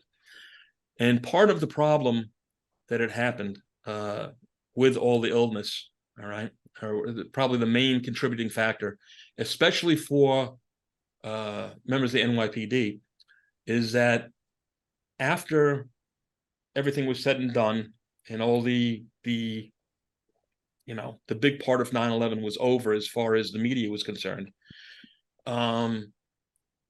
police officers and other civilian workers had to go to a place called Fresh Kills Landfill, which you can look up on your Wikipedia or whatever, find out more information about it.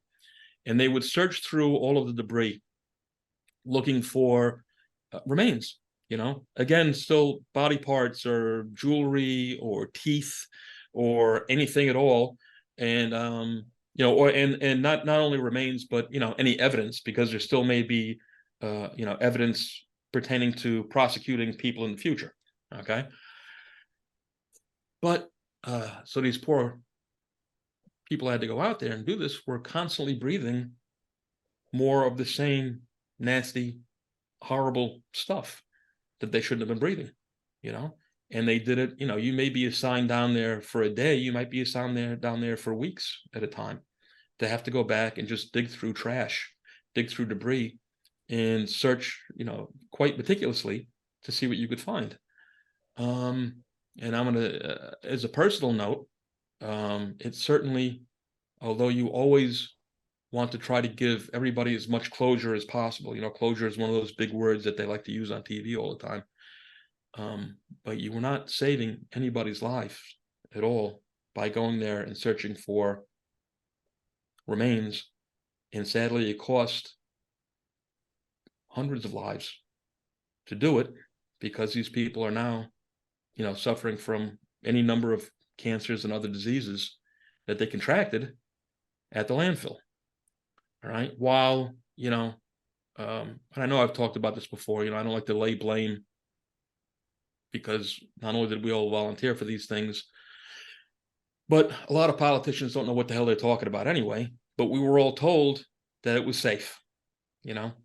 We were told you could do this. And again, I never did it. I didn't go because I was retired. I didn't have to go, and I certainly wouldn't have gone had I been asked to, because it was all already after the fact. There was nobody to be saved. My initial reaction of going to 9/11 was to help people, to save people. But the truth be told, after that first day, there was nobody to save.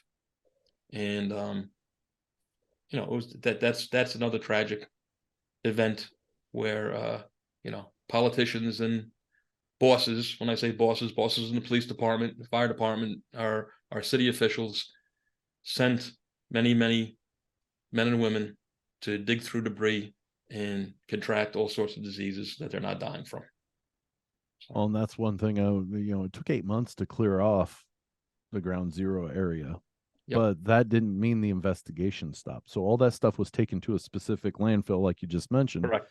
And then they had to do it all over again. Yes, and they kept it separate. It wasn't thrown into the trash. It was kept separate and then gone through with a fine-tooth comb, dug through by hand, to see what could be discovered. And it could be, again, anything from anything that's evidentiary to anything that is from a victim to identify somebody. But who am I? I'm just a nobody in this big picture, to say that it was necessary or not.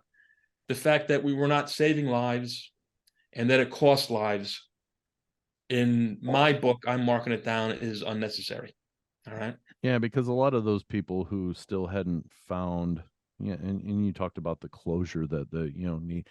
A lot of those families already probably, I'm going to say most, just from experience of people, they already had their closure. I've seen, some interviews with people. They said we never recovered anything from our loved one, but yet we had that closure that we saw once those towers came down. We knew. Yes. We knew. So that was where probably most of the closure came from, because when you see something horrific like that, the chances of survival are pretty slim, and Absolutely. that as a person automatically anyways. Travis Myers, this has been something that I've been looking forward to, in the fact that like we've said, such a memorable event, and not looking forward to in an exciting way, but yet exciting in the aspect of being able to talk to somebody that was able to witness things a little bit closer firsthand than I ever was. And I'm glad to know you because of other things, but for this as well, because you didn't have to go, but yet you knew you had to go, Well, and I had to go. There was no what I'm saying.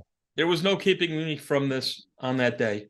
And why, I don't know. Again, people are built differently, Yeah. and it doesn't make me in any way, shape, or form better than anybody else, but it's in me to go, and I had to. Yeah. There was no not going for me. I wouldn't have been able to live with myself if I didn't.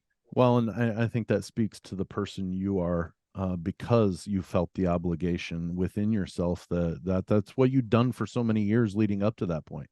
Yes. And then to have this event happen, and you knew that was your obligation as a person, and you needed to do.